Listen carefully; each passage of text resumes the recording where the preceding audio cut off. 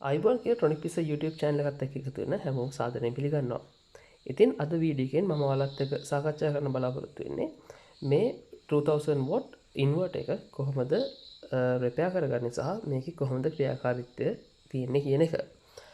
මේ ඉන්වර්ටර් එක අපි ගලවන්න කලින් අපි මේකේ උඩ තියෙන ලේබල් එක ගැන චුට්ටක් බලුවොත් එහෙම මේ ඉන්වර්ටර් රේට් කරලා තියෙන්නේ watt 4000ක් කියලා. හැබැයි ඔයා මේ පල්ලෙහා තියෙන ලයින් එක කිව්වොත් තේරෙනවා මේකේ continuous output power එක watt 2000ක්. ඒ කියන්නේ මේ ඉන්වර්ටර් එකෙන් එක දිගට අපි load එකකට supply එක දීලා තියෙනවා නම් මේ ඉන්වර්ටර් එකට කිසිම ගැටලුවක් නැතුව drive කරන්න පුළුවන් maximum load එක watt 2000ක්. එතකොට මේ watt 4000 කියන්නේ මේ ඉන්වර්ටර් එකේ තියෙන peak output power එක. ඒ කියන්නේ peak power කියලා කියන්නේ යම්කිසි නිශ්චිත කාල සීමාවක් තුළ මේ ඉන්වර්ටර් එකට කිසිම ගැටලුවකින් තොරව ලබා දී හැකි උපරිම ක්ෂමතාවය. සාමාන්‍යයෙන් watt 4000ක වගේ load එකක් තප්පර 10ක් වගේ සුළු කාලයක් මේ හරහා අපි drive කරන්න පුළුවන්. ඉතින් අපි දන්නවා අපි ගාව තියෙන සමහර switch mode power supply තියෙන circuit වල inrush current එක ටිකක් වැඩි අගයක් ලබා දෙන්න ඕන. එතකොට ඒ වගේ අවස්ථාවන් වලට watt 4000ක වගේ වෙනකන් මෙයාට කිසිම ගැටලුවක් නැතුව supply කිරීමේ හැකියාවක් තියෙනවා. නමුත් එක දිගට මේ ඉන්වර්ටර් එකේ කිසිම ගැටලුවකින් තොරව අපිට load එක ලබා ගන්න පුළුවන් උපරිම ක්ෂමතාවය watt 2000ක්. ඉතින් ඔයාලා ඉන්වර්ටර් එකක් මිලදී ගන්නවා නම් මුලින්ම බලන්න ඕන දේ තමයි මේ continuous output power එක කොච්චරද කියන එක. ඊළඟ තමයි මේක pure sine wave ඉන්වර්ටර් එකක්. ඒක තමයි මෙතන මේ sine ආකාර තරංගයකින් පෙන්වුම් කරලා තියෙන්නේ. ඔයාලා සමහර දැකලා ඇති ඉන්වර්ටර්ස් මේ කොටු හැඩේ එකක් පෙන්වුම් කරලා දෙන එක square wave ඉන්වර්ටර් එකක්. මේක pure sine wave ඉන්වර්ටර් එකක්. ඊට පස්සේ input voltage එක මේකේ volt 12. මේකෙම volt 24, 48, 60 සහ 72 කියන models අපිට වෙන්ද පොලේ ලබා ගැනීම හැකියාවක් තියෙනවා. ඊට පස්සේ අපි ඉන්වර්ටර් එකේ මෙන්න මේ පැත්තෙන් බැලුවොත් එහෙම අපිට පුළුවන් බලා ගන්න මෙයාගේ cooling fans දෙකක් තියෙනවා මේ පැත්තේ සහ ප්‍රමාණය ටිකක් ඝනකම මේකේ input terminals දෙකක් තියෙනවා. ඉතින් මේ ඉන්වර්ටර් එක පාවිච්චි කරන මගේ යාළුවා නම් මේක ලිපෝ බැටරි එකෙන් තමයි ඔපරේට් කරලා තිබුණේ මුල් කාලේ. ඒ නිසා XT90 කනෙක්ටර් එකක් මේ විදිහට සම්මත කරලා තිබුණා. ඊට පස්සේ ඉන්වර්ටර් එක අනිත් පැත්ත ගත්තොත් එහෙනම් මෙන්න මේ පැත්තේ අපිට බලා ගන්න පුළුවන් DC voltage එක පෙන්වන කරන display එකක් තියෙනවා. AC output voltage එක පෙන්වන තව display එකක් තියෙනවා. තව මෙතන LEDs එකක් තියෙනවා. power input එක පෙන්වන green LED එකක්. මොකක් හරි ප්‍රශ්නයක් තියෙනවා fault එක පෙන්වන්න මෙතන red LED එකක් මෙයාගේ තියෙනවා. ඊට අමතරව Ethernet port එකක් තියෙනවා. මේක මට හරියටම ෂුවර් නැහැ මේක Ethernet protocol එකද නැත්නම් RS232 වගේ protocol එකක්ද පාවිච්චි කරන්න කියන එක. ඊට පස්සේ මෙතන on off switch එකක් තියෙනවා. මෙයාගේ circuit එක අපිට on off කරන්න. ඊට පස්සේ මෙතන තියෙනවා AC 220 volt out කරන්න සාමාන්‍ය socket එකක්. මේකේ තව දෙයක් තමයි මේකේ output voltage එක volt 220 මේක 110 version එකකුත් තියෙනවා කියලා තමයි මෙයාලා සඳහන් කරලා තියෙන්නේ. ඉතින් අපි මේකට යද්දි repair එකට මුලින්ම මෙයාව ගලවගෙන ඉමු. මේ ගලවන්න easy මේකේ දෙපැත්තේ තියෙනවා ඇණ දෙකක්. ඒ දෙක ගලව ගත්තම අපිට බොහොම පහසුවෙන් මේ උඩ පියන ගලවලා ආකර ගන්න පුළුවන්. උඩ පියනේ මෙතන පොඩි පිලිසුම් මාර්කයක් තියෙනවා. ඒකට හේතුව මේ ඉන්වර්ටර් එක අපි කලින් repair කළා. ඒ වතාවේ මේ ඉන්වර්ටර් එක damage වෙලා තියෙන මෙන්න මෙතන තියෙන isolated power supply එක. ඒක replace කරපුවාම ඒ repair එක හරි ගියා. ඒක මගේ යාළුවා තමයි කළේ. දැන් මේ වෙද්දි මේකේ ගැටලුව තාම අපි හොයාගත්තේ නැහැ. ඔහු විදේශගතලා ඉන්න නිසා මේ ඉන්වර්ටර් එක මට හම්බුණා repair එකට. හරි මේ ඉන්වර්ටර් එක බලපු ගමන් අපිට මේකේ තියෙන main components ටික බලා ගන්න පුළුවන්. මුලින්ම ගත්තොත් එහෙනම් මම input එක පැත්තෙන් පටන් ගන්න. අපිට තියෙනවා මේ ලොකු connectors දෙක. මේ දෙක තමයි positive එක සහ negative එක අපි power supply එක ලබා දෙන්නේ. එතනින් පස්සේ ඉන්වර්ටර් ඇතුළට power ගෙනියන මෙන්න මේ මහත cables වලින් මේ cables දෙකක් ඒගොල්ලෝ පාවිච්චි කරලා මේ circuit එකේ පහළ කොටසටත් උඩ කොටසටත් මේ විදිහට power එක split කරලා ලබා දීලා තියෙනවා. ඒ විදිහට positive එකක් negative terminal එකක් මේ wire හතරකින් මෙයා දෙක circuit එක ඇතුළට power අරගෙන යනවා. ඊට පස්සේ ඔයාලට බැලුවොත් තියෙනවා මෙන්න මෙතන යාගේ fuse තියෙනවා. මේකේ fuse තියෙනවා 6ක්. එක පැත්තක 3 ගානේ fuse 6ක් අපිට බලා ගන්න පුළුවන්. ඊට පස්සේ අපි ඇහැ ගැටෙනවා මෙතන තියෙන ලොකු transformers 6ක් තියෙනවා මෙතන. ඒත් එක්කම මෙතන තියෙනවා rectifier diodes 24ක්. සහ ලොකු smoothing capacitors 3ක් තියෙනවා. සහ මෙතන MOSFET තියෙනවා 8 ගාන එක පැත්තක මේ section එක. ඊට පස්සේ මේක පොඩි modules 3ක් අපිට බලා ගන්න පුළුවන් සම්බන්ධ කරලා තියෙනවා. සහ මෙතන තියෙනවා ලොකු heat sink එකක්. ඒක යට තවත් transistor 4ක් බලා ගන්න පුළුවන්. ඊට අමතරව ටිකක් ලොකු inductor එකක් තියෙනවා මෙතන. ඒක අනිවාර්ය filtering inductor එකක් වෙන්න ඇති. ඒ විදිහට තමයි මෙයාගේ circuit එක තියෙන්නේ. ඉතින් මේ circuit එක ගැන කතා කරන්න මම මෙයාගේ block diagram එක අඳගත්තා.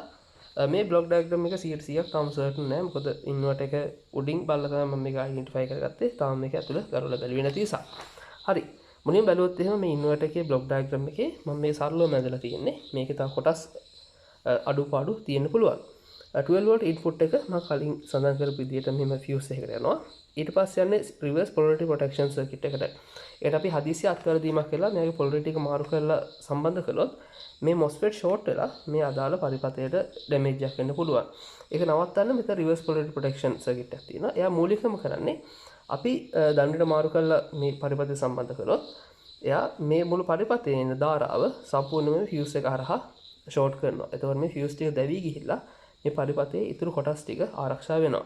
දැන් ඔයාලා මගෙන් අහන්න පුළුවන් ඇයි එහෙනම් මේකට සිම්ප්ලි අපිට ඩයෝඩ් එකක් පාවිච්චි කරන්න බැරි කියලා. හරි ඒකට උත්තරයක් තියෙනවා. අපි හිතමු මේ වගේ ලොකු ලෝඩ් එකක් සම්බන්ධ කරලා තියෙන වෙලාවක අපි ඩයෝඩ් එකක් පාවිච්චි කළා කියලා. දැන් අපි දන්නවා සාමාන්‍යයෙන් අපි පාවිච්චි කරන normal ඩයෝඩ් එකක් නැත්නම් සිලිකන් ඩයෝඩ් එකක නම් ඒකේ වෝල්ටේජ් ඩ්‍රොප් එක තියෙනවා වෝල්ට් 0.7ක් විතර. එතකොට අපි හිතමු මේකට ෂොට්කි ඩයෝඩ් එකක් ගත්තා කියලා. මේ ටිකක් ලොකු කරන්ට් එකක් හැන්ඩල් කරන්න පුළුවන්. වෝල්ට් 12ක් යටතේ වොට් 2000ක ලෝඩ් එකක් ඩ්‍රයිව් කරනවා නම් සාමාන්‍යයෙන් මේකට ඇම්පියර් 170ක වගේ ධාරාවක් අපිට අවශ්‍ය වෙනවා 166.6ක් හරියටම කිව්වොත් එතකොට මේ ධාරාව මේ ඩයෝඩ් එක හරහා ගමන් කරනවා නම් අර කලින් කිව්ව ෂොට්කි ඩයෝඩ් එක ගන්න මේ ඩයෝඩ් එක හරහා වෝල්ට් 0.2ක විතර ඩ්‍රොප් එකක් හිටිනවා එතකොට මේ නිසා මේ ඩයෝඩ් එක දැන් රත් වෙන්න පටන් ගන්නවා අපි සාමාන්‍යයෙන් W සමාන VI කියන සමීකරණය පාවිච්චි කරලා එහෙම වෝල්ටේජ් එක වෝල්ට් 0.2ක් ඩ්‍රොප් වෙද්දී මේ හරහා ඇම්පියර් 170ක් විතර ගමන් කරද්දී අපිට මෙයාගේ සම්පූර්ණ ක්ෂමතාව වෙනවා වොට් 33ක් විතර. එතකොට වොට් 33ක ක්ෂමතාවය මෙයා තාපයේ විදියට උත්සරණය කරනවා. ඉතින් ඒ නිසා මේක ලොකු පවර් ලොස් එකක්. වොට් 2000ක් තියෙනවා. රිවර්ස් පොලරිටි ප්‍රොටෙක්ෂන් එකට වොට් 33ක් වැය වෙනවා. ඉතින් ඒ නිසා මේක එච්චර හොඳ ඩිසයින් එකක් නෙවෙයි. ඒ නිසා තමයි මෙයාගේ ඉන්වර්ටර්ස් වලට මේක ඩයෝඩ් එකක් පාවිච්චි නොකර මේකේ MOSFET සර්කිට් එකක් පාවිච්චි කරන්නේ හදිසියේ පොලරිටි එක මේ මාරු වෙලා හයි කළොත් මේ ෆියුස් ටික පුච්චලා දාලා මේ පරිපථයේ ඉතුරු කොටස් ටික බේර ගන්න. හරි. එතකොට මෙතනින් ඇතුල් වෙන විදුලිය මම සෙක්ෂන් දෙකකට කඩාගත්තා. එකක් මේ අනිත් PWM controllers gate drivers වලට එක්ක මෙන්න මේ transformer section එකට එනවා. එතකොට මෙතන මූලිකම වෙන්නේ අධිසංඛ්‍යාතයකින් මේ තියෙන ට්‍රාන්ස්ෆෝමර්ස් ටික ස්විච් කරනවා. සාමාන්‍ය කිලෝහර්ට් 40ත් 70ත් අතර ෆ්‍රීකවෙන්සි එකක් තමයි සාමාන්‍ය පාවිච්චි වෙන්නේ. එතකොට මෙතනදි වෙන්නේ මේ එන වෝල්ට් 12ක වෝල්ටීයතාවය අපි ස්ටෙප් අප් කරනවා වෝල්ට් 325ක වගේ වෝල්ටීයතාවයකට. එතකොට ඒක කරන්න PWM කන්ට්‍රෝලර් එකක් පාවිච්චි කරලා තියෙනවා. ඒක SG3225 තමයි මේකදී පාවිච්චි කරලා තියෙන්නේ. එතකොට ඒ PWM කන්ට්‍රෝලර් එක තියෙන මොඩියුල් එක තමයි මෙන්න මෙතන මේ වලට දකින්න තියෙන වයර් වල එහා පැත්තේ. එතකොට මෙයාගෙන් එන ඒ PWM එක ඊට පස්සේ එන ගේට් ඩ්‍රයිවර් සර්කිට් එකට.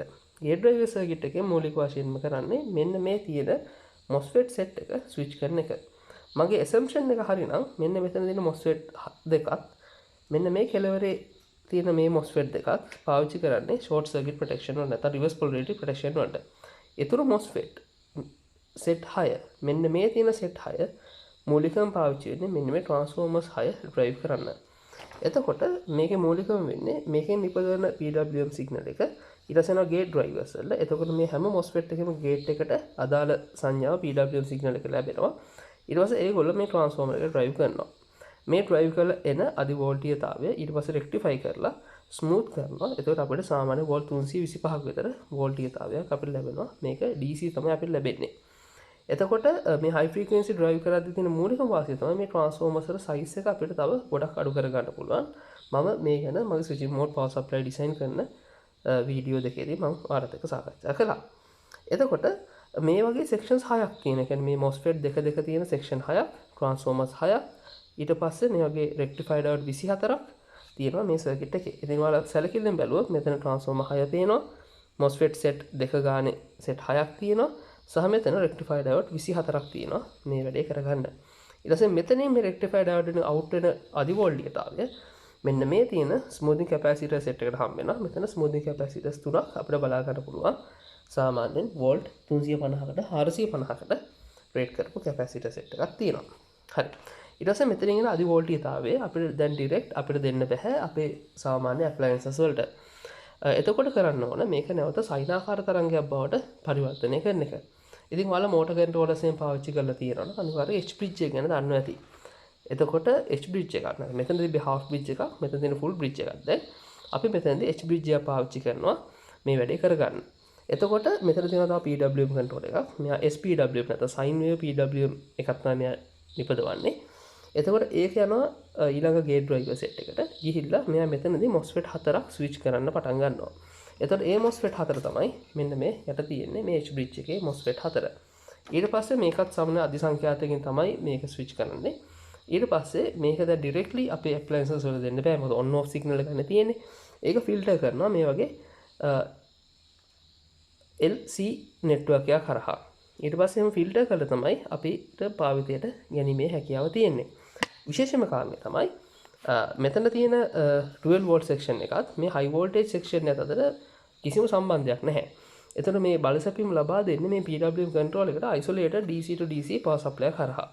එතකොට ඒ සෙක්ෂන් එක බලුවා මෙන්න මේ පොඩි සර්කිට් එක තමයි isolated DC to DC supply එක වෙන්නේ. සර්කිට් මේ පැත්ත හැරියුවොත් ඔයාලට පැහැදිලිව පේනද මෙන්න මෙයා. ඊට පස්සේ මෙන්න මෙතන මෙයා තමයි ඔය SPWM controller chip එක සහ එයාගේ gate drivers ටික තියෙන බෝඩ් එක. ඊට පස්සේ මේ පැත්ත හැරියුවොත් ඔයාලට පේනද මෙන්න මෙතන තියෙන තව MOSFET 4ක්. ඒ 4 දෙනා තමයි මෙයාගේ output එකේ මෙන්න මේ තියෙන H bridge එක වෙන්නේ. ඊට පස්සේ එතනින් එන සිග්නල් එක තමයි මෙන්න මේ ෆිල්ටර් ඉන්ඩක්ටර් එක හරහා මේ ෆිල්ටර් කැපැසිටර්ස් හරහා අපිට මෙතන මේ output port එකෙන් අපිට ලබා ගන්න පුළුවන් වෙන්නේ. මේකේ තියෙන මූලිකම දෝෂය ගැන කතා කළොත් එහෙම අපි power input එක ලබා දුන්නොත් මෙයාගේ ඩිස්ප්ලේ එකේ input voltage එක පෙන්නුවත් output voltage එක මොකද පෙන්වුම් කරන්නේ කිහිප වතාවක් ඩිස්ප්ලේ එක ගැහිලා off වෙලා යනවා. ඉතින් අපි බලන්න යන්නේ ඇයි මෙහෙම දෙයක් සිද්ධ වෙන්නේ කියන එක. ඉතින් ඒක කරගන්න මේ සර්කිට් එක මේ බෝඩ් එකෙන් එළියට අරගෙන අපි හොයලා බලන්න ඕන.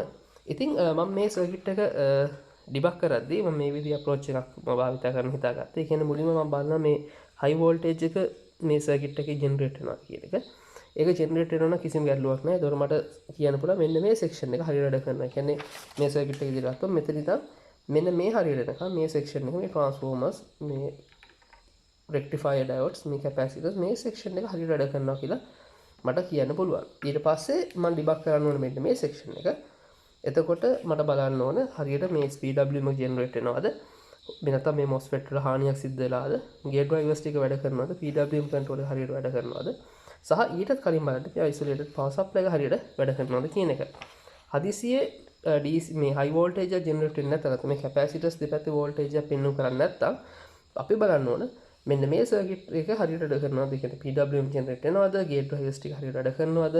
එහෙම නැත්නම් මේ MOSFET පිච්චිලා ගිහිල්ලා තියෙනවද කියන එක. මීට අමතරව මේකේ තව ෆීඩ්බැක් සර්කිට්ස් කිහිපයක් එහෙම තියෙනවා. අපි මේ බලන්න ඕනේ ඒ සර්කිට්ස් ටිකක් හරියට වැඩ කරනවද කියන එක. ඉතින් අපි ස්ටෙප් බයි ස්ටෙප් ගිහිල්ලා බලමු අපි කොහොමද මේ සර්කිට් එක ඩිබග් කරගන්නේ කියලා.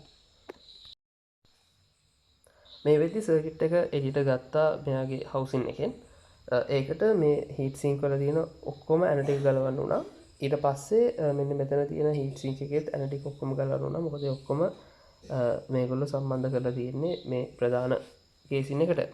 ඊට පස්සේ බෝඩ් එක ස්ලයිඩ් කරලා එළියට ගන්න තමයි තිබුණේ. දැන් බෝඩ් එක අපි අනිත් පැත්ත හරවලා බලුවොත් අපිට බලා ගන්න පුළුවන් මේ සර්කිට් එකේ කන්ස්ට්‍රක්ෂන් එක කොහොමද කියන එක. මේක බැලුවම ඩබල් සයිඩඩ් PCB එකක් තියෙන්නේ. ඒ නිසා ඩිබග් කරන එක එච්චරම අමාරු වෙන එකක් නැති වෙයි. ඔයාලා පේන ඇති මේකේ යටි පැත්තේ ගොඩක් ඊයම් පුරවල තියෙන එකට හේතුව මම ඔයාලට කලින් සඳහන් කරපු විදිහට මේක හරහා වෝට් 2000ක අපි ලෝඩ් එක සම්බන්ධ කරලා ජවයක් ලබා ගන්න අවස්ථාවේදී මේ පරිපථයේ මේ ට්‍රැක්ස් හරහා ආසන්න වශයෙන් ඇම්පියර් 100ක වගේ ධාරාවක් 170ක වගේ ධාරාවක් ගලන්න ඕන. ඒ කියන්නේ එක පැත්තකට ගත්තොත් එහෙම සාමාන්‍යයෙන් ඇම්පියර් 85ක විතර. ඉතින් මේගොල්ලෝ මේ බෝඩ් එකේ කොස්ට් එක අඩු කරගන්න ගොඩක් තුනී කොපර් එකකින් තමයි නිර්මාණය කරලා තියෙන්නේ. ඒත් එක්කම ඒ වගේ කොප් එක අසන්නේ 1 ounce or 0.5 ounce වගේ PCB එකක් නම් මේක.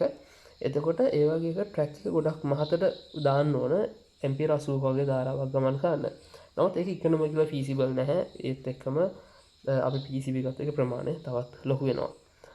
ලොකු thickness එක තියෙන කොප් එකක් පාවිච්චි කරොත් PCB එකේ ඇත්තටම cost එක තව වැඩි වෙනවා. ඉතින් ඒගොල්ලෝ කරන්නේ බොහොම සරලව තුනී කොප් එකක් තියෙන බෝඩ් එකක් කරලා ඔක්කොම components attach කරාට පස්සේ මේකේ තඹ කම්බි තියලා මේ විදියට මේ පෑඩ් එක දිගේ සෝල්ඩර් කරගෙන යනවා සහ මේ අදාළ අවශ්‍ය පෑඩ්ස් ටික ඒකොල්ලෝ ඊයන් වලින් පුරවගෙන යනවා. ඉතින් මේක බැලුවම මැනුවලි සෝල්ඩරින් ප්‍රොසෙසින් කරලා තින්නේ. ඒ නිසා තමයි මේක ගොඩක් ලස්සනට යටිපැත්තේ නැත්තේ. නමුත් කමක් නැහැ මේකෙන් අපිට අවශ්‍ය දේ සිද්ධ වෙනවා. ඒ ගැන අපි හිතන්නේ නැතුව අපි වැඩේ ඉස්සරහට කරගෙන යමු. එතකොට මේකේ අපිට අයිසොලේෂන් එකක් බලා ගන්න නැහැ. හයි වෝල්ටේජ් සයිඩ් එකත් ලෝ වෝල්ටේජ් සයිඩ් එකත් බලන මේ තියෙන අපේ හයි වෝල්ටේජ් රේටින් එක රෙක්ටිෆිකේෂන් එකෙන් පස්සේ එන වෝල්ටේජ් එක ඇප්ලයි වෙන්නේ මෙන්න මේ රේටින් එකට. දැන් අපි කරන්න යන්නේ මේකට පවර් දීලා මේ රේටින් එකේ වෝල්ටේජ් එක මල්ල බලමු. මේකේ හයි වෝල්ටේජ් එක ප්‍රසන්ට් වෙනවද එහෙම නැද්ද කියලා. එහෙම වෝල්ටේජ් එක පෙන්වනවා කිසිම ගැටලුවක් නැහැ. අර මම කලින් කියපු විදිහට මේ සෙක්ෂන් එක හරියට වැඩ කරනවා. හයි වෝල්ටේජ් එක නැත්තම් අපි මේ සෙක්ෂන් එකයි ඩිබග් කරලා බලන්න ඕන මොකද්ද ප්‍රශ්නේ කියලා. හයි වෝල්ටේජ් එක තියෙනවා නම් අපි අපේ ඩිබගින් එක සීමා කරනවා මෙන්න මේ සෙක්ෂන් එකට. ඉතින් අපි මේ සර්කිට් එක පවර් අප් කරලා බලමු. හොඳයි මම දැන් මල්ටිමීටර් එක සම්බන්ධ කරගෙන තියෙනවා මේන් පවර් රේලින් එකට. ඒ කියන්නේ HV+ එකටයි HV- එකටයි ස්කීම් එකේ බැලුවොත් මෙන්න මේ දැන් දෙකට මල්ටිමීටර් එක සම්බන්ධ කරගෙන තියෙනවා. මම සර්කිට් එක පවර් අප් කරගත්තොත් මම මේකේ ටර්න් ඔන් ස්විච් එක ඔන් එකේ තියෙන්නේ. බලන්න මල්ටිමීටර් එකේ සිද්ධ වෙන්නේ මොකද්ද කියන එක.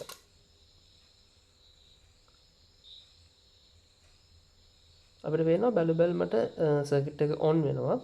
ඔන් වෙලා පොඩි වේලාවක් මෙයාගේ වෝල්ටේජ් එක තිබිලා ඊට පස්සේ එකපාරම මේ වෝල්ටේජ් එක ඩ්‍රොප් වෙනවා. ඒත් එක්කම ෆෝල්ට් LED එක ඔන් වෙනවා සහ මේක ඇතුළේ තියෙන රිලේ එකක් ඔන් වෙනවා. ඉතින් මේ දේ වෙන්න පුළුවන් ආකාර කිහිපයක් තියෙනවා. එකක් තමයි සමහරක් විට මේ සර්කිට් එකේ මොකක් හරි ෂෝට් සර්කිට් එකක් නිසා වෝල්ටේජ් එක ඩ්‍රොප් වෙනවා වෙන්න පුළුවන්. ඊට අමතරව මේ පැත්තේ මොකක් හරි දෝෂයක් නිසා ටර්න් ඔන් වෙලා ඔෆ් වෙනවා වෙන්න පුළුවන්. ඉතින් මේක තවදුරටත් දැන් ඉස්සරහට ඉන්වෙස්ටිගේට් කරගෙන යන්න වෙනවා මේ සර්කිට් එක ඩිබග් කරගෙන යන්න. අපි හිමීට ඉස්සරහට ගිහින් බලමු මොකද්ද මේකේ තියෙන ෆෝල්ට් එක කියලා. හොඳයි මම මේ සර්කිට් එක තව ටිකක් ටෙස්ට් කරලා බලුවා කොහොමද මේ සර්කිට් එකේ මොකද්ද තියෙන දෝෂ කියලා. මූලිකවම සිද්ධ වෙන්නේ මෙන්න මේ වගේ දෙයක්. මේ සර්කිට් එක ටර්න් ඔන් වෙලා නිසි පරිදි වැඩ කරන්න උත්සාහ කරනවා බොහොම පොඩි වෙලාවක්. හැබැයි මේක යම්කිසි හේතුවක් නිසා සමහර ෆෝල්ට් එකක් නිසා මේ සර්කිට් එකේ මෙන්න මේ වෝල්ටේජ් කන්වර්ටර් එක නැත්නම් මේ 12 volt into high voltage converter එක පොඩි වෙලාවකින් ෂට් ඩවුන් වෙලා යනවා. ඒක ෂට් ඩවුන් වෙන්නේ මෙන්න මේ කන්ට්‍රෝල් එක නැත්නම් SG3525 රීසෙට් පින් එකට ඒ ෆෝල්ට් සිග්නල් එකට අදාළව සංඥාවක් ලැබෙනවා.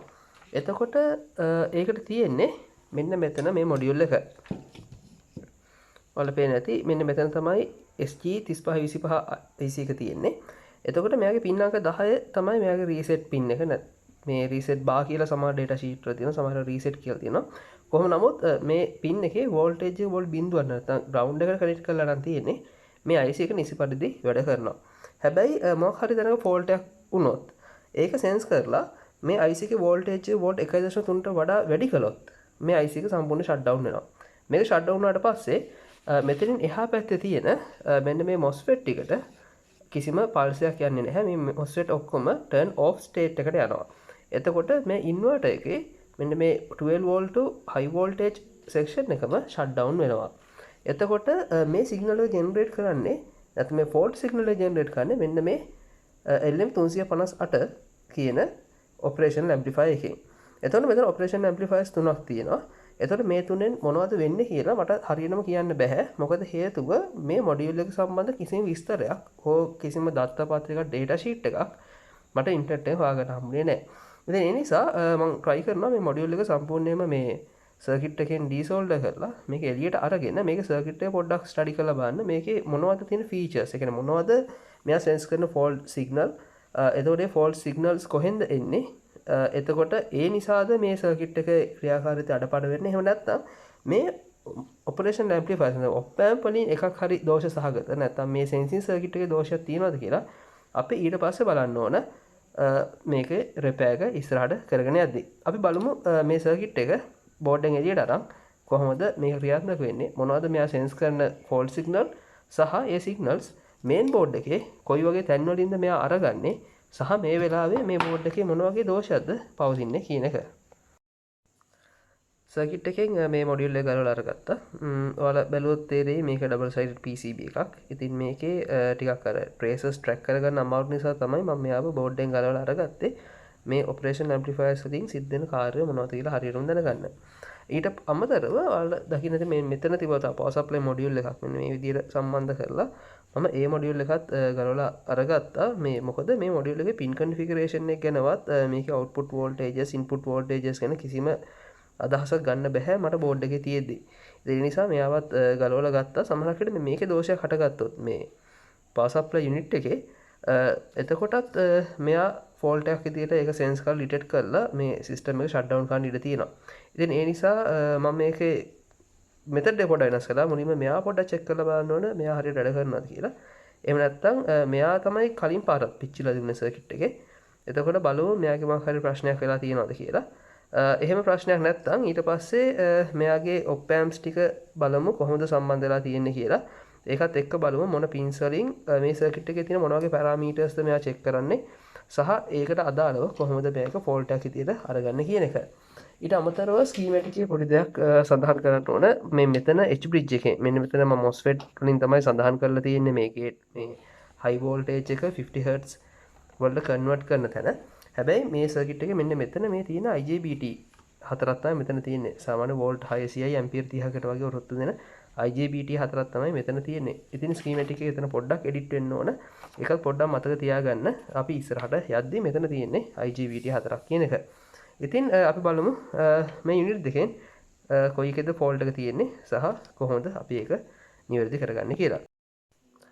දැන් අපි කරන්න යන්නේ මෙන්න මේ මොඩියුල් එක චෙක් කරගන්න ඕන මේක හරියට වැඩ කරනවද කියලා. එතකොට මේකේ මොකක් හරි දෝෂයක් තියෙනවා නම් අපිට කැලින්ම මේ මොඩියුල් එක රිපෙයාර් කරලා ගන්න පුළුවන්. එහෙම නැත්නම් අලුත් එකක් රිප්ලේස් කරගන්න පුළුවන්. හැබැයි ඒකට මැනුෆැක්චරර් ගෙන් අපිට ගෙන්න ගන්න. හැබැයි ඊට ලීසි මේකේ තියෙන අපි මේ හැමෝම දන්න PW මොඩියුල් මේ චිප් එකකින්ද මේක අපිට පුළුවන් පහසුවෙන්ම රිපෙයාර් කරගන්න. හැබැයි මේකේ දෝෂයක් තියෙනවද නැද්ද කියලා බලා ගන්න අපිට සිද්ධ වෙනවා. මේකේ පින් කන්ෆිගරේෂන් එක හරියට අඳුර ගන්න මොන පින්ද ඉන්පුට් මොනවද අවුට්පුට් සහ කොහොමද මේකට පවර් කරගන්න කියන එක. ඒකට අපිට පුළුවන් අපි ස්විචින් මෝඩ් පවර් සප්ලයි වල අපේ දැනුම පොඩ්ඩක් පාවිච්චි කරන්න. ඉතින් මේකත් මේ DC to DC switching mode power supply එකක්. ඉතින් ඒකේ සාමාන්‍යයෙන් සිද්ධ වෙන්නේ මේ මෙතන ස්විචින් ට්‍රාන්ස්ෆෝමර් එක තියෙනවා. මේකේ ප්‍රයිමරි වයින්ඩින් එක මේ ට්‍රාන්සිස්ටර් හරහා ස්විච් කරනවා. මෙතන මේකේ රෙසිස්ටර් එක හරහා ඒකේ කරන්ට් එක සෙන්ස් කරනවා මේ ඩ්‍රයිවර් IC එකේ. හදිසියේ මේ රෙසිස්ටර් කරට පරිපර්තය හරහා ටිකක් වැඩි ධාරාවක් ගමන් කළොත් මෙයා මේ ස්විචින් සයිකල් එක නවත්තනවා. තමයි බේසිකලි සිද්ධ වෙන්නේ. ඉතින් මේකේ සාමාන්‍ය ඩයග්‍රෑම් එකක් අරන් බැලුවොත් එහෙම මෙන්න මේ විදිහේ ඩයග්‍රෑම් එකක් තියෙන්නේ. පොසිටිව් සප්ලයි එක යනවා ස්විචින් ට්‍රාන්ස්ෆෝමර් එකට. ඊට පස්සේ එතනින් යනවා ස්විචින් ට්‍රාන්සිස්ටර් එකට. ඊට පස්සේ ෂන්ට් එකක් විදිහට මේ කරන්ට් සෙන්ස් රෙසිස්ටර් එක සම්බන්ධ කරලා තියෙනවා. ඉතින් මේකේ කරන්ට් එක සෙන්ස් කරනවා මෙන්න මේ නෝඩ් එකේ ඉඳන් ස්විචින් IC එක. ඊට අමතරව එයා PWM සිගනල් එක ලබා දෙනවා මේ ට්‍රාන්සිස්ටර් එකේ ගේට් අග්‍රේට ස්විචින් වෙන්න. ඊට පස්සේ මේ ට්‍රාන්ස්ෆෝමර් එකෙන් අරන් බැලුවොත් එහෙනම් මේ ට්‍රාන්ස්ෆෝමර් එකෙන් තියෙනවා සෙකන්ඩරි වයින්ඩින් එකක්. ඒකේ බොහෝ විට මේ ටොපොලොජි එක තියෙන එක ෂොට්කි ඩයෝඩ් එකක් තියෙනවා. ඊට පස්සේ ස්මූතින් කැපැසිටර් එකක් එක්ක මේ අවුට්පුට් එක අපිට ලබා ගන්න පුළුවන්.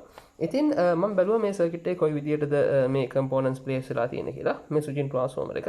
එයාගේ ප්‍රයිමරි වයින්ඩින් එක පින් එකක් යනවා මේ MOSFET එකට. ඊට පස්සේ මේ තියෙන කරන්ට් සෙන්ස් රෙසිස්ටර් එකෙන් යනවා මේ MOSFET එක වයර් එකක්. ඊට පස්සේ මෙතන මෙන්න මේ පින් එක මෙන්න මෙයාගේ තියෙන මේ දෙවෙනි පින් එකට සම්බන්ධ වෙලා තියෙනවා. ඒක තමයි ග්‍රවුන්ඩ් පින් එක වෙන්නේ මේ මොඩියුල් එකේ. ඉතින් මේ මොඩියුල් එකේ මම කැටි සටහනක් ආයෙ ඇඳගත්තා කොහොමද පින්ස් ටික මෙයාගේ තියෙන්නේ කියලා. පොඩ්ඩක් zoom කරගමු. හරි. මෙයාගේ ගත්තොත් එහෙම පින් 1 2 3 4 5 විදිහට ගත්තොත් එහෙම මේ තියෙන පිළිවෙලටම මෙයාගේ ග්‍රවුන්ඩ් පින් එක තමයි දෙවෙනි එක. තුන්වෙනි එක තමයි පොසිටිව් සප්ලයි එක අපි ලබා දෙන්න ඕන. ඊට පස්සේ මෙයාගේ මේ තියෙන වයින්ඩින්ග්ස් දෙකක් තියෙනවා සෙකන්ඩරි එකේ. මේ වයින්ඩින් එකට පොසිටිව් සප්ලයි එක කොහෙන්ද දෙන්නේ කියලා මට හරියට හොයන්න බෑ. ට්‍රාන්ස්ෆෝමර් ටිකක් කම්ප්ලිකේටඩ් වයින්ඩින් එකක් එතන තියෙනවා. ඊට පස්සේ මෙතනින් මේ ඩයෝඩ් එක through කැපැසිටර් එක through අවුට්පුට් එකක් එනවා මේ පළවෙනි පින් එකෙන්. මෙන්න මෙයාගේ. ඊට පස්සේ අනිත් එක මම අර කලින් ඩයග්‍රෑම් පෙන්නපු විදිහටම මෙයාගේ සෙකන්ඩරි වයින්ඩින් එකක් තියෙනවා. ඩයෝඩ් එක කැපැසිටර් එකක් through මේ විදිහට වෝල්ටේජ් එක අවුට් කරනවා මේ 4 සහ 5 වෙනි පින් වලින්. ඉතින් ওই විදිහට තමයි මෙයාගේ සර්කිට් එක වෙන්නේ. අනිත් මේ පොඩි කම්පොනන්ට්ස් ටික මේ සර්කිට් එකේ තියෙන්නේ මේ ස්විචින් සර්කිට් එකට නැත්නම් මේ IC එකට සහ යාගේ අනිත් අදාළ ෆීඩ්බැක් එක ඔය ටික ඩ්‍රයිව් කරගන්න තමයි මේ කොටස් ටික තියෙන්නේ. ඉතින් අපි බලමු මේක පවර් අප් කරලා අපිට පුළුවන් වෙයිද මේකේ ගැටලුවක් තියෙනවද නැද්ද කියලා බලා ගන්න. සාමාන්‍යයෙන් මේ වගේ දෙයක් කරද්දී ඔයාලා අනිවාර්යෙන් කරන්ට් ලිමිටඩ් පවර් සප්ලයි එකක් පාවිච්චි කරන්න. මෙතනදී මම පාවිච්චි කරලා තියෙන්නේ සාමාන්‍ය 1 ඇම්පියර් විතර කරන්ට් ලිමිටින් පවර් සප්ලයි එකක්. එතකොට මේ සර්කිට් එක හරහා ඇම්පියර් එකකට වඩා වැඩි ධාරාවක් ගියොත් මෙයා සිස්ටම් එක නැත්තම් මේ පවර් සප්ලයි එක ෂට් ඩවුන් කරනවා. ඉතින් මේකේ පේන විදිහට මම අංක 2 පින් එකට ග්‍රවුන්ඩ් ලයින් එක මෙහෙන් සම්බන්ධ කරගන්නවා සහ මේකේ තුන්වෙනි පින් එකට පොසිටිව් එක සම්බන්ධ කරගන්නවා. මේ වෙලාවේ සාමාන්‍ය සර්කිට් එක මිලි ඇම්පියර් 40ක වගේ පොඩි ධාරාවක් තමයි ලබා ගන්නෙ. ඒ කියන්නේ ඒකේ ෂෝට් එකක් මොකුත් නැහැ. ඊට පස්සේ මල්ටිමීටර් අපි අරගෙන අපේ වෝල්ටේජ් එක මැල්ලා බලමු කීයක් තියෙනවද කියලා. මම 4 වෙනි සහ 5 වෙනි අග්‍රවල වෝල්ටීයතාවය මේ විදිහට මම මැන ගන්නවා. අපේ වෝල්ට් 17.7ක වෝල්ටීයතාවය මෙයා පෙන්නුම් කරනවා. ඒ කියන්නේ මෙයාගේ මෙන්න මේ පැත්තේ මෙන්න මේ ප්‍රයිමරි සයිඩ් එන සෙකන්ඩරි සයිඩ් එක හරියට වැඩ කරනවා. කියන්නේ මේ පැත්ත හරියට ස්විච් වෙනවා කියන එක. අපි අනිත් එක බැලුවොත් මේ අවුට්පුට් එක පළවෙනි පින් එකේ ඒකේ ග්‍රවුන්ඩ් එක මේ සප්ලයි එකේ ග්‍රවුන්ඩ් එකම තමයි. අපි මේ දෙන්න අතර වෝල්ටේජ් එක මැල්ල බැලුවොත් එහෙම මේ වෙලාවේ අපිට වෝල්ට් 13.4.3ක් අපිට බලා ගන්න පුළුවන්. මේකේ සප්ලයි වෝල්ටේජ් එක මම කීයක් මේලා දීලා තියෙනවද කියලා බැලුවොත් එහෙම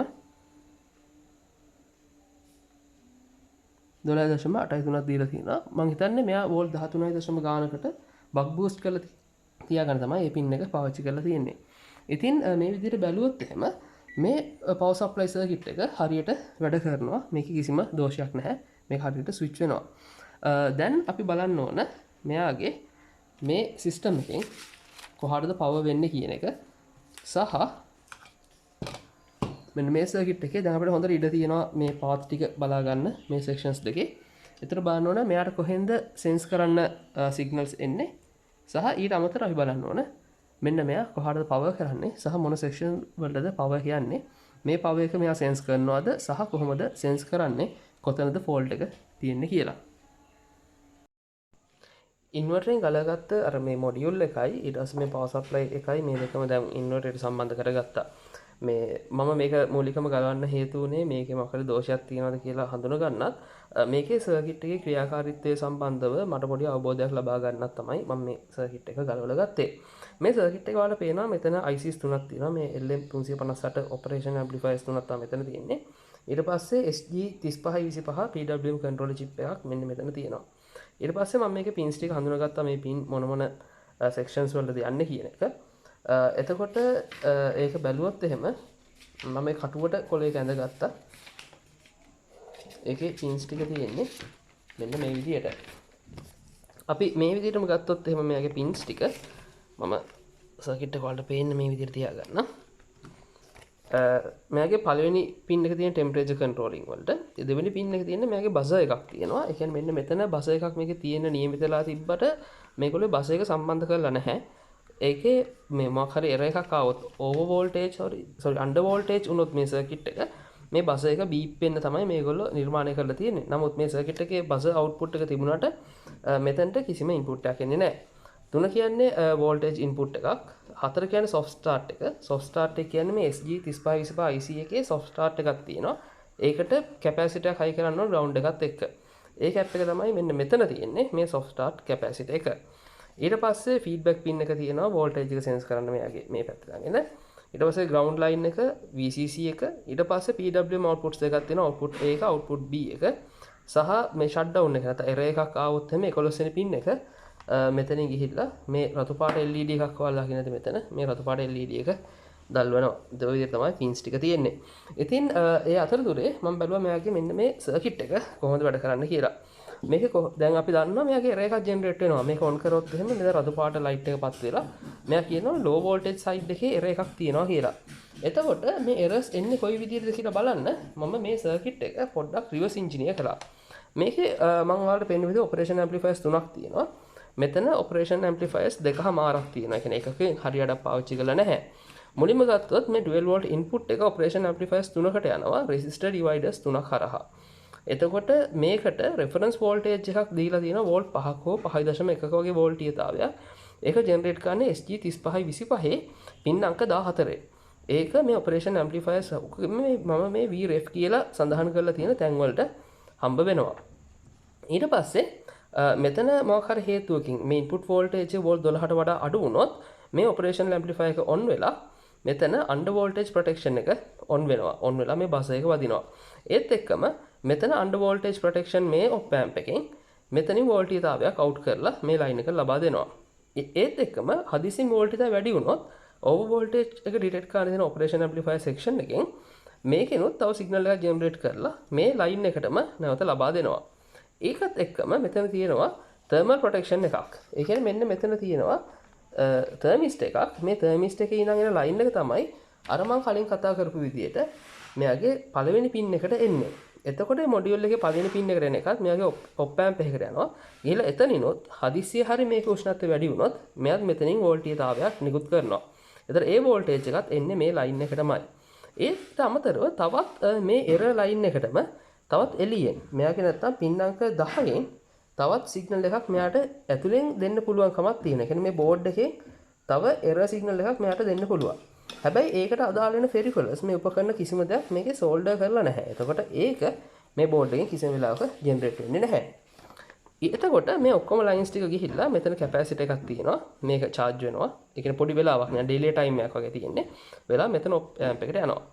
මේ ඔප් ඇම්ප් එකේ ඉන්වර්ටින් පින් එකට Vref එක නැත්තම් වෝල්ට් 5ක වගේ වෝල්ටේජ් එකක් රෙෆරන්ස් පින් එකකින් එන්න. ඒක වෝල්ටේජ් ඩිවයිඩර් එකක් කරා ඩිවයිඩ් කරලා 3ට 1 වගේ අනුපාතකින් මෙතනට දෙනවා. අතර වෝල්ට් 1.3ක් විතර හම්බෙලා තියෙනවා. මෙතනින් වෝල්ටීයතාවයක් මෙතනට ලැබුණොත් මේ ඔප් ඇම්ප් එක ඔන් වෙනවා. ඔන් වෙනවත් එක්කම මෙතන එරර් අවුට් එකෙන් SG3525 පින් 9ට නැත්තම් රීසෙට් පින් එකට සිග්නල් එකක් දෙනවා මේ සිස්ටම් එක සම්පූර්ණයෙන්ම ෂට් ඩවුන් කරන්න. ඒත් එක්කම මේකම නැවත ෆීඩ්බැක් කරලා තියෙන ඩයෝඩ් එක කරහා මේ ඔප් ඇම්ප් එකටම මේක එතකොට ලැච් වෙනවා. ඒ කියන්නේ මෙතන එකපාරක් ඔන් වුණොත් මේ සිග්නල් එක ජෙනරේට් වෙනවා වගේම මේක නැවතත් එයාගේ ඉන්පුට් එකන හම්බෙනවා. එතකොට මේ ඔප් ඇම්ප් එක සදාකාලිකවම ඔන් වෙනවා. මේක ඔන් වෙනවා අපි මේ මුළු සිස්ටම් එකම ආයෙ රීස්ටාර්ට් කරනකම් දිගටම මේ එරර් සිග්නල් එක මේ කන්ට්‍රෝලර් චිප් එකට PWM කන්ට්‍රෝලර් හම්බෙනවා සහ එයා මේ සිස්ටම් එක සම්පූර්ණ ෂට් ඩවුන් කරලා තියාගන්නවා. ඉතින් මේකේ ඕවර් වෝල්ටේජ් එකක් වුණොත් අන්ඩර් වෝල්ටේජ් එකක් වුණොත් හෝ තර්මල් ඉෂුව එකක් ආවොත් මේ සර්කිට් එක සම්පූර්ණයෙන්ම මේ PWM ජෙනරේටර් එක ෂට් ඩවුන් කරනවා අපි මෙතනින් පවර් රීසෙට් කරනකම්. ඉතින් ওই විදිහට තමයි මේ සර්කිට් එකේ ක්‍රියාකාරීත්වය තියෙන්නේ. ඉතින් මට ටිකක් වෙලා ගියා මේක ඇත්තටම තේරුම් ගන්න. මේක ඩබල් සයිඩඩ් PCB එකක් දෙපැත්තක ගහ බලලා පොඩි ගේමක් දෙන්න උනා මේක තේරුම් ගන්න. හැබැයි දැන් අපි දන්නවා මේකේ එරර්ස් කිහිපයක් තියෙන එකක් තමයි කො. මෙතන මිස්ටේක් හරියට වැඩ කරන්නේ නැති වෙන්න ඕන. නැත්තම් මේ වෝල්ටේජ් ඩිවයිඩර් එක රෙසිස්ටර් එකක් හරියට වැඩ කරන්නේ නැත්තම් අපිට මේ එරර්ස් එනවා. නමුත් මේ ඔක්කොම ටික ටෙස්ට් කරලා බලද්දී මෙයාගේ මේ ඔක්කොම ඉන්පුට්ස් හරියට වැඩ කරනවා. V reference එක හරියට හම්බ වෙනවා. නමුත් එරර් එකක් ජෙනරේට් වෙනවා. එතකොට මේ එරර් එක ජෙනරේට් වෙන්නේ කොහොමද? එකක් වෙන්න පුළුවන් දෙයක් තමයි සර්කිට් එක ඔන් කරද්දී මම පවර් සප්ලයි එක දීලා දෙන පවර් සප්ලයි එකේ වෝල්ටේජ් එක ඩ්‍රොප් වෙලා මේ අන්ඩර් වෝල්ටේජ් ප්‍රොටෙක්ෂන් එකට යනවා වෙන්න පුළුවන්. මොකද පවර් සප්ලයි එකේ වෝල්ට් 13ක් වගේ තමයි මම මේ ඉන්වර්ටර් දුන්නේ. ඕවර් වෝල්ටේජ් යන්න බෑ. ඉතින් ඔහොම ටෙස්ට් කර කර ඉන්න අතරේ මට හිතුණා මෙන්න මෙහෙම දෙයක්. මේ සර්කිට් ඔක්කොම පවර් කරලා තියෙන්නේ මෙන්න මෙතන පවර් ස්විච් එකෙන්. මම මේ සර්කිට් මේ අතර හැරෙව්වොත් මෙතන දෙන පවර් ඔන් ඔෆ් ස්විච් එකක්. මේ ස්විච් එකේ ප්‍රශ්නයක් වෙන්න බැයිද? මොකද අපි කාලයක් තිස්සේ මේ ස්විච් එක ඔන් කරනවා, ඕෆ් කරනවා, ඔන් කරනවා, ඕෆ් කරනවා. එතන කාලයකදී මේ ස්විච් එක සවුත් වෙලා වෙන්න බැරිද කියලා මට පොඩි අයිඩියා එකක් ආවා. ඇයිලා පොඩ්ඩක් මම මේ ස්විච් එකේ සෙල්ලම් කර කර ඉඳලා ස්විච් එක දාපුවාම ඔන්න වගේ දෙයක් මම දැක්කා. ඒ තමයි මෙතන බැලුවොත් ඔයාලට පේනද මේ රතු පාට LED එක තාමත් පත්තු වෙනවා. මෙතන කොළ පාට LED එක මම කොළ පාට LED එක මොකක්ද දෙකකින් වහන්න. දැන්ට මම මෙන්න මේ විදිහට පොඩි ප්ලාස්ටික් එකක් තියාගන්නවා එතනින්. තාම රතු පාට පත්තු වෙනවා.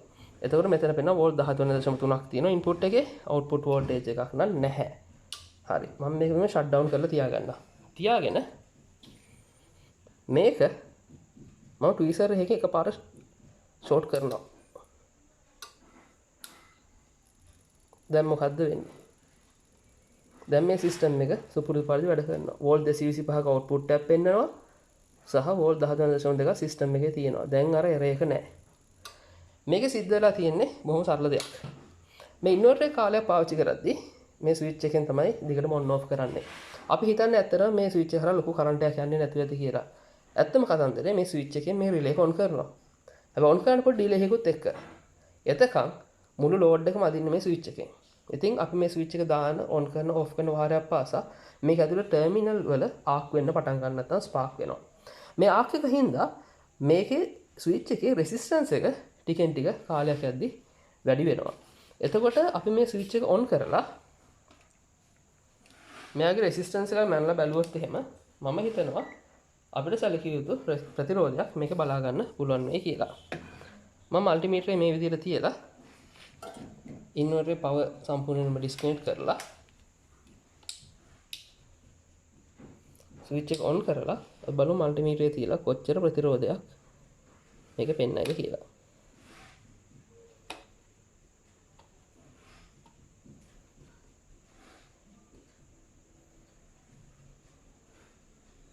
ohms 1.5ක වගේ ප්‍රතිරෝධයක් මෙයාගේ පෙන්නනවා. මම මල්ටිමීටරේ ප්‍රෝබ් දෙක ෂෝට් කරොත් මෙතන ohms 0.6ක් වගේ පෙන්නනවා.